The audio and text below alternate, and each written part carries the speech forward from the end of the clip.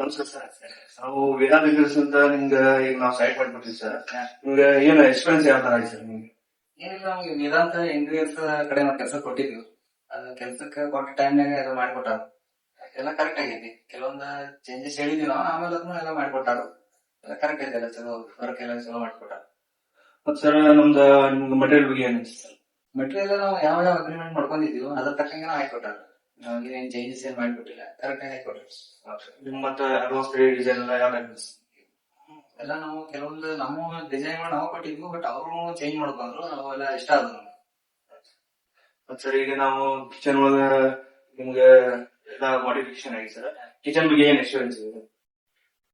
ಅದ್ರ ಬಗ್ಗೆ ಏನ್ ಹೇಳೋದು ಇಷ್ಟ? ಕಿಚನ್ ಬಗ್ಗೆ ಹೇಳೋದಂದ್ರೆ ಏನಿಲ್ಲ, ಕಿಚನ್ ಎಲ್ಲ ಓಪನ್ ಇಡೋದ್ರಿಂದ ನಮ್ಗೇನ್ ಸರಿ ಕಾಣಲಿಲ್ಲ. ಅದ್ರ ಸಂಬಂಧ ಎಲ್ಲ ನಾವು ಕಿಚನ್ ಸಿಸ್ಟಮೆಟಿಕ್ ಆಗಿ ಮಾಡ್ಕೋಬೇಕಂತ ಎಲ್ಲ ನಾವು ಅನ್ಕೊಂಡ್ ಪ್ಲಾನ್ ಆಗಿದ್ವಿ. ಅದ್ರ ಪ್ರಕಾರ ಎಲ್ಲ ಮಾಡ್ಕೊಟ್ಟಾರ, ಕರೆಕ್ಟ್ ಆಗಿ ಮಾಡ್ಯಾರ.